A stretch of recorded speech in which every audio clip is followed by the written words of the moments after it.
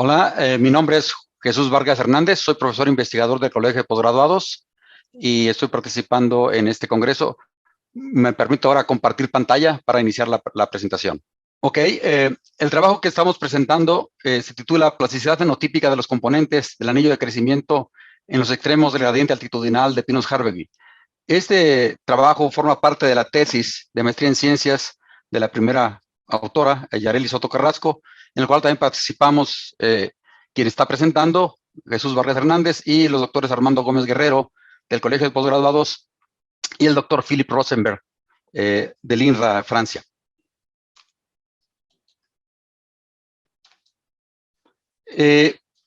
Como ustedes saben, se espera que el cambio climático ejerza una serie de efectos y de impactos importantes en el crecimiento de las especies forestales.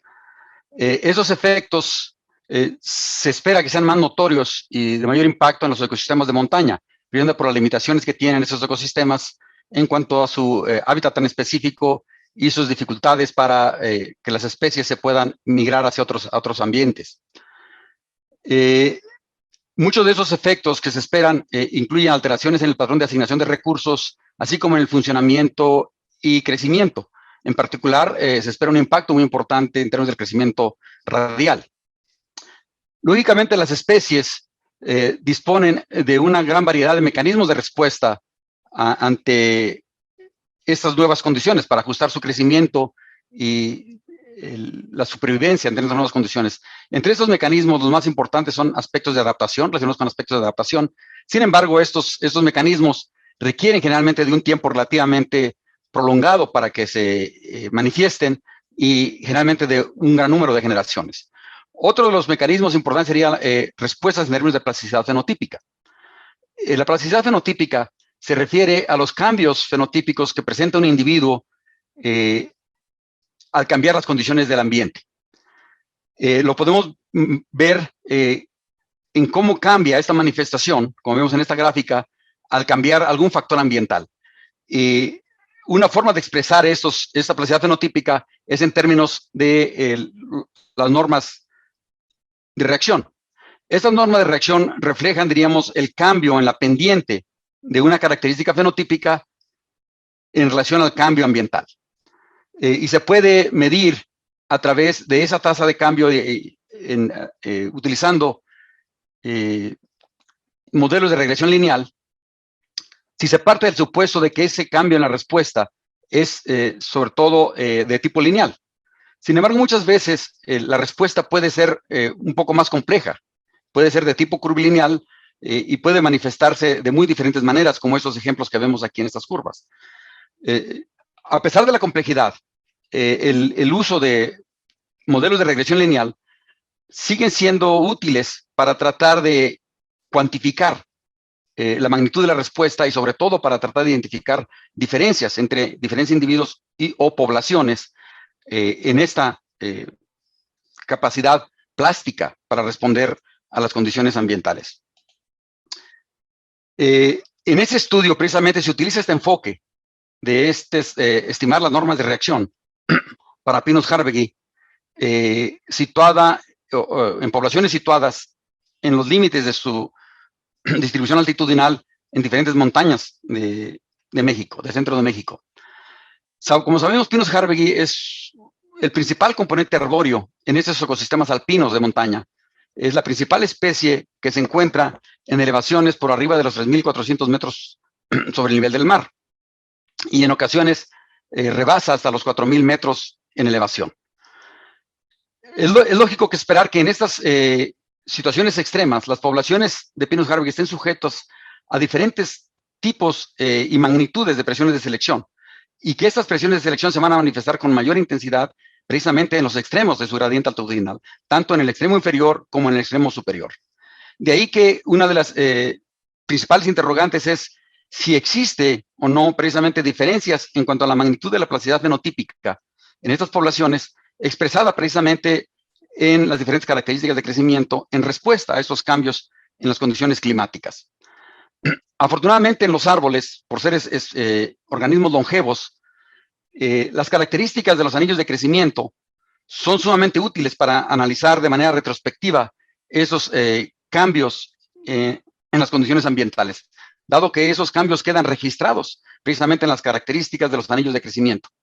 Y si nosotros estimamos estos cambios en los diferentes componentes de los anillos de crecimiento de manera retrospectiva, podemos entonces identificar si hay o no diferencias entre los individuos y entre las diferentes poblaciones durante las últimas décadas.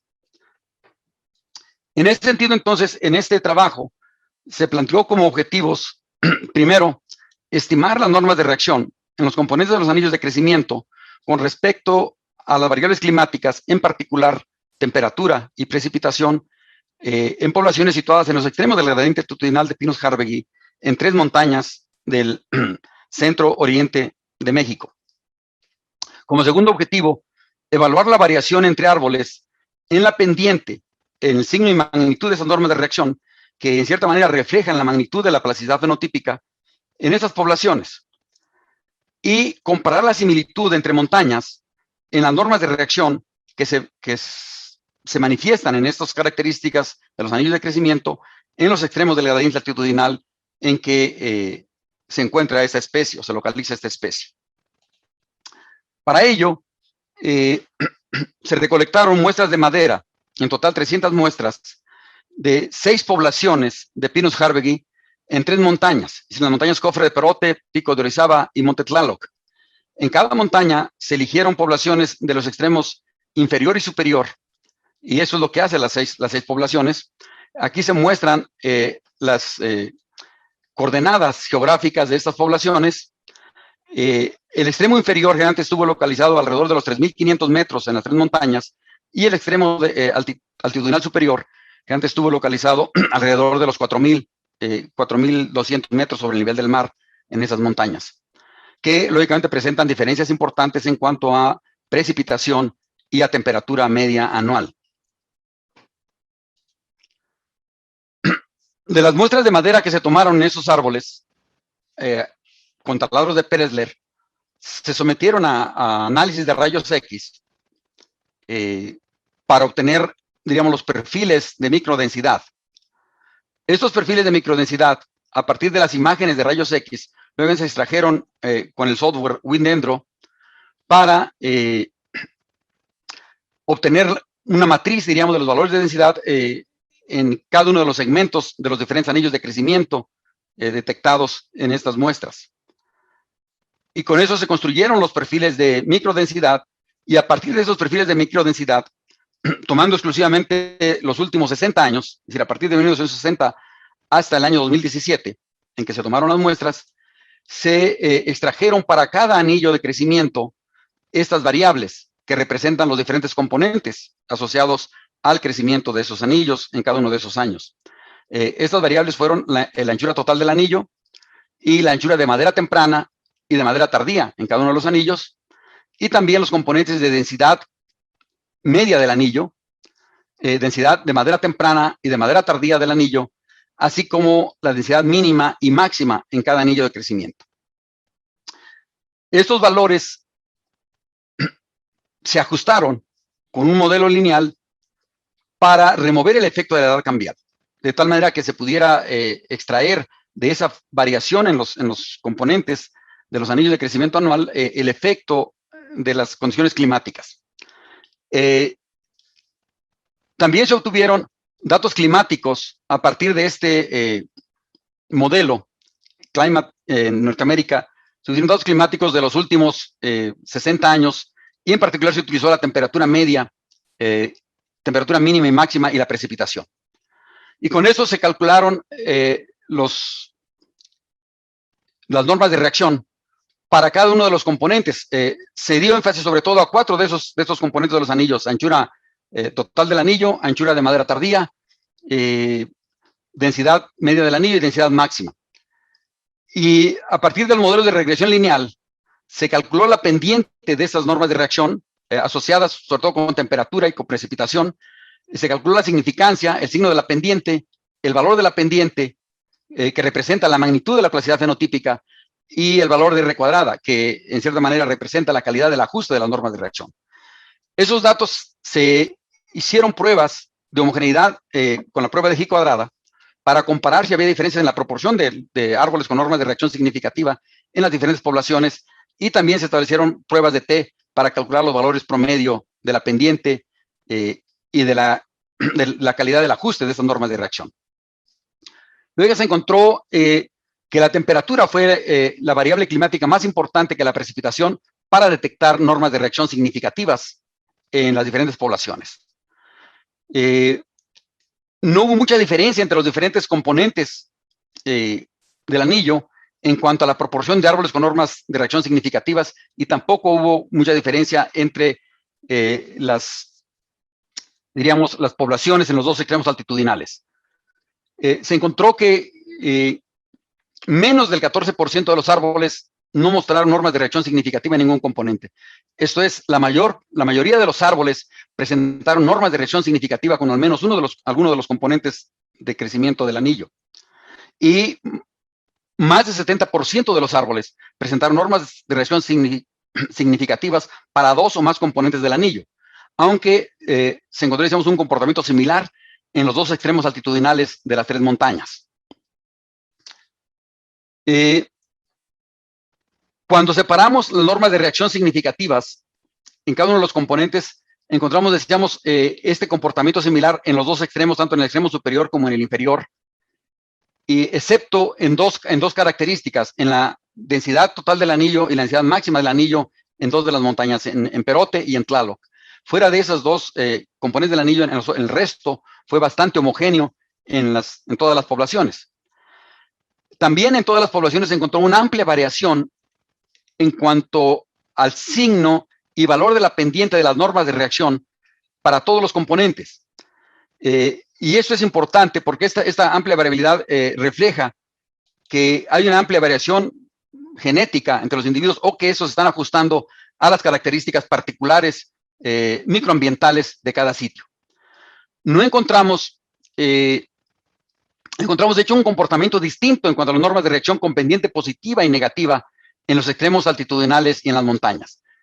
En general, encontramos que la magnitud de la pendiente, lo cual expresa la magnitud de la plasticidad fenotípica, generalmente fue mayor la plasticidad para las características de los anillos, en particular para la anchura total, para la anchura de madera tardía y la densidad del anillo, en la parte baja de la pendiente, o en la parte baja del gradiente, perdón, con respecto a la parte alta del gradiente, con diferencias significativas, al menos en el caso de la anchura del anillo y la densidad media del anillo.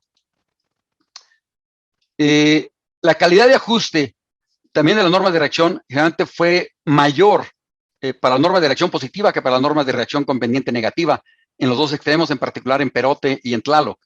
Pero en Orizaba solo se encontraron diferencias en el extremo inferior.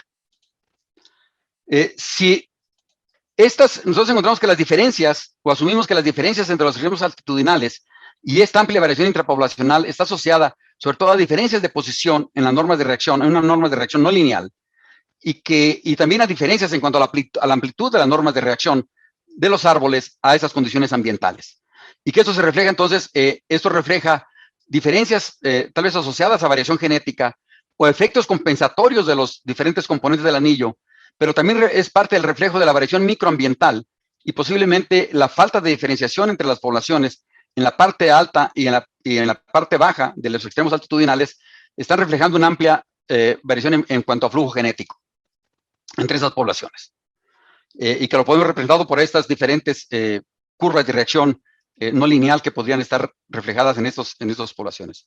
En conclusión, entonces, encontramos que la temperatura fue más importante que la precipitación en la detección de plasticidad fenotípica en los componentes del anillo de crecimiento de Pinus-Harvey, y que esto implica una mayor sensibilidad de las características a la fluctuación interanual en temperatura que en precipitación.